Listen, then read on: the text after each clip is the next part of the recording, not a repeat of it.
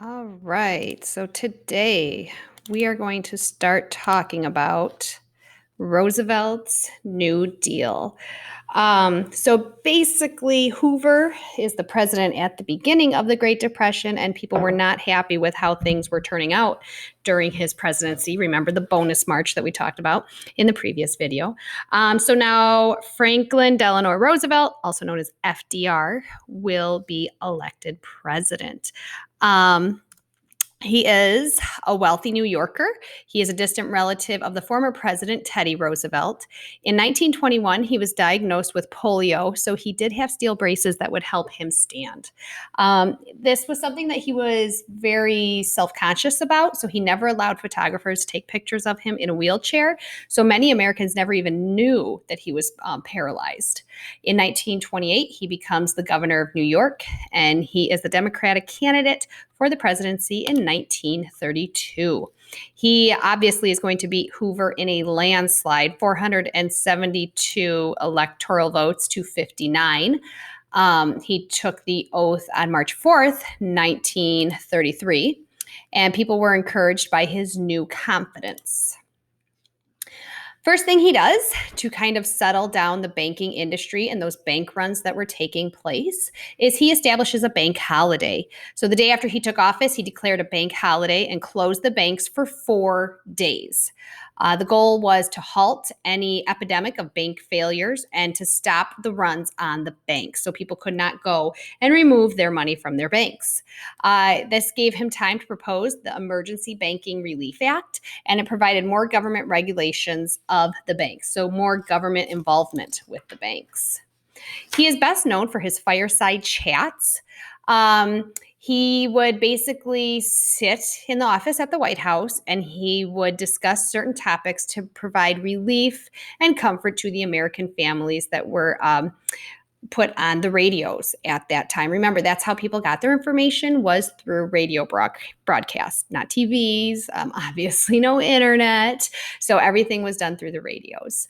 He told Americans it is safer to keep your money in a reopened bank than under the mattress. He says that because he wants people to start putting their money back in the banks to help stimulate the economy again.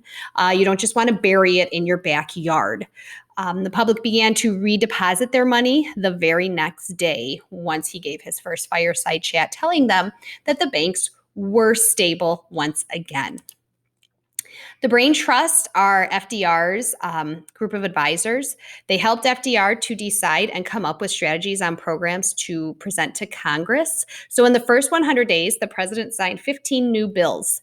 And if we know and remember the lengthy process that it is for a bill to become a law, we know that it takes a lot of time and negotiation. So for him to do 15 new bills in 100 days, that is pretty remarkable.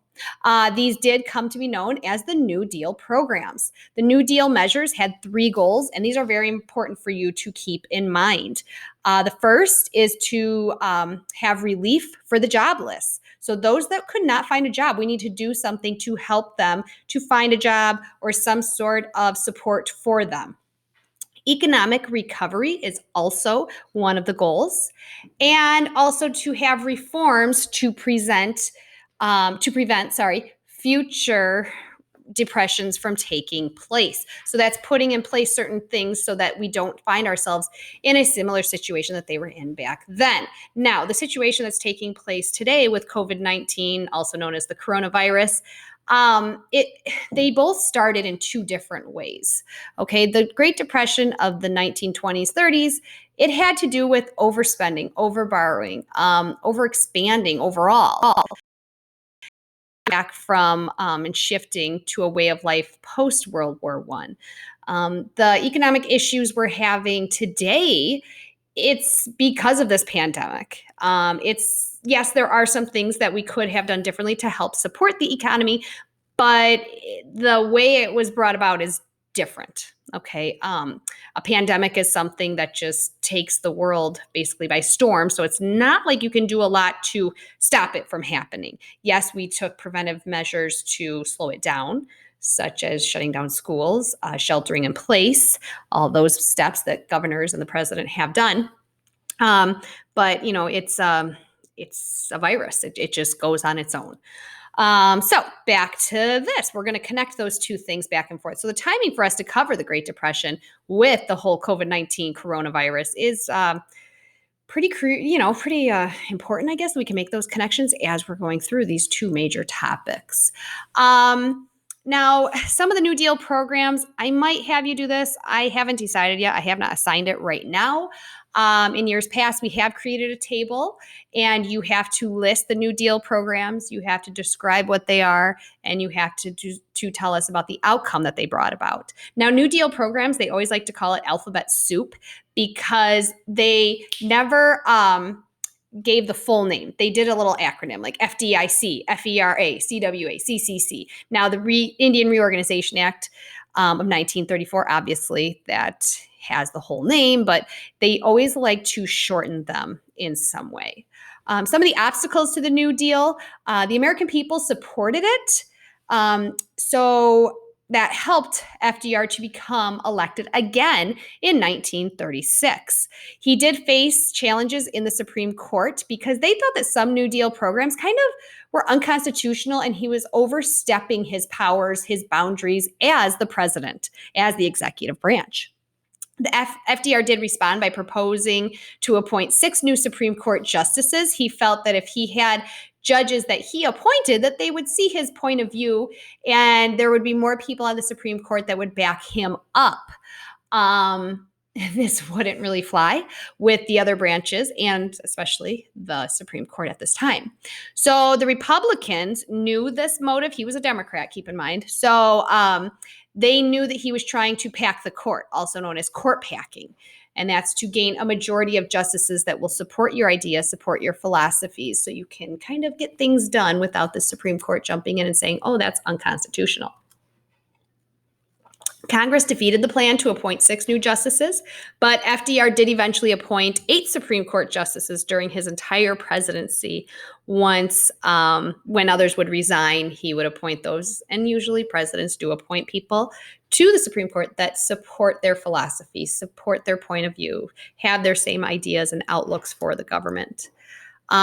Conservatives, Republicans, were very critical of the New Deal programs. They claimed it went too far in regulating businesses and restricting individual freedom. Some liberals, that are Democrats, thought it did not go far enough in helping the poor. And I can't really side with them on that, because when we talk about some of the programs, there are a lot that went into place to do a lot for many, many people. But I guess you're always going to have those people that say, it's not enough. You're not going to make everybody happy with everything that you put in place. So that is our discussion for that second section. Please go ahead and fill out that facts discussion table. I think I assigned for you to write down 10 things, 10 important facts, key points, ideas that you learned from this section of the notes. The next one we will be covering will be on how the American people lived during the Great Depression.